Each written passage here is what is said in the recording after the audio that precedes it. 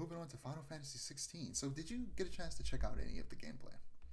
I did, and I Good, like it. good, I know because I was a naysayer at first, but I like it yeah, now. because I I'm know last time you weren't able to check it out, but it is straight up made by this.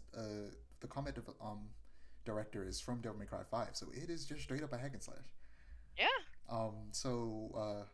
Yoshi P and Koji Fox hosted a Final Fantasy 16 panel at PAX East. These are like producers and directors in the game. Um, they broke the panel down into four parts: the narrative, characters, visuals, and the battle system. And they surprised us by showing us live gameplay of it running on a PS5, which is it's exclusive to until further notice. Um, in terms of narrative, they discussed how the story they're telling is a bit of a parallel to the real world's reliance on fossil fuels. The Mm, major kingdoms of the world of Valistia are built around these things called mother crystals, which are used to mine ether, which is Final Fantasy's energy source. But like the oil fields in real life, they're beginning to die, so wars are fought over the precious resources. mm. Final Fantasy games tend to have this real life parallel, like how Final Fantasy VII is this amazing environmental story. Honestly, it's really good. Oh yeah. Uh, in terms of character, they focused on the main character, the main protagonist, Clive Rosfield, and his the other dominants. The dominants are people who have the ability to transform into icons of this world's summons, and they're used as weapons by the different governments of the world. The story will take place over three stages of Clive's life, from his teens, his 20s, and his 30s. The story is essentially after the death of his brother, Clive seeks revenge, but along his journey, he will meet people who will show him that there's more to life than revenge. You know, very classic tale. Yeah. Um, but these icons, they discuss how some of them are worshipped, some of them even rule a country, while others are either treated as slaves or resented by the community, similar to like Naruto and the Tale of Beast. Mm. In terms of visuals, they showed us, the end-game graphics live and showcased the scope of the world, which was surprisingly big because they're constantly talking about how it's a linear game, but there are Mm. sections of the game that are surprisingly wide and give you areas to explore, to do side quests, and go and like fight enemies and level up. It's actually surprisingly big. That And sounds also, one of the things that continuously surprised me, and I don't know when I'll get used to it, but the load times on PlayStation 5 are ridiculous. surprising. They're stupid. Like when I'm playing Resident Evil 4, like the first time you start playing a game, you don't notice it because you just started. But when you shut it down and come back the next day and cut it back on and see how fast it loads, oh my god, it's Yeah, I so bet. quick. Oh my god, it's incredible. But last but not least, they showed us some more of the gameplay and how Clive will be able to switch between three icon aspects of your choosing during combat, each providing their own unique abilities. You can choose three at a time, but there's more than three icon aspects that you can unlock. Um, but the coolest of all, they showed several iconic battles. These are the boss fights where you play as an icon fighting another icon, and they look amazing. They've stressed this before, but they reconfirmed here that every single icon battle will be unique, and they showed us proof with a short trailer of several of them. Um, like before, we last time we talked about Final Fantasy 16, you didn't get a chance to check it out, but they have.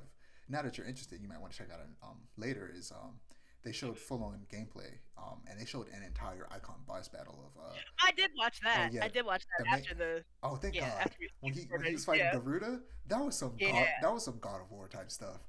for real. I was like, Shadow of the Colossus. I was like, this is crazy. When he was just his regular self and he was fighting Garuda when she was fully transformed and she was like on her knees clawing at him, I was like, oh my god, this is the type of shit that I like. Right. But I was most excited to get a glimpse of the one where you play as Phoenix. In the trailer I sent you, where they show it's kind of like Star Fox, where you're flying around and shooting. I'm really excited to see what that looks like in the full game. They also discussed their take on difficulty settings in combat. Instead of having an easy, normal, and hard setting, they give you the ability to equip three different accessibility items. Oh, nice. But there's more than three of them. So it's the Ring of Timely Focus, which temporarily slows time before enemy attacks connect, um, providing you more time to react and dodge. The Ring of Timely Assistance, which automatically issues commands to your pet dog Torgal.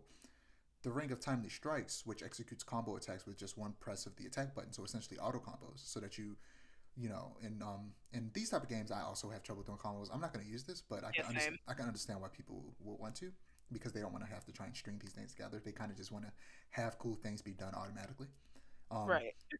The Ring of Timely Evasion, which auto dodges most attacks, and the Ring of Mm. Timely Healing, which automatically uses potions to keep your healing topped up. And now they didn't discuss if there were other accessibility features beyond combat. Hopefully there will be, but this is a very interesting way to do accessibility in combat to directly incorporate it into the combat system. I think is very interesting, and it's something I would like to see more people try out.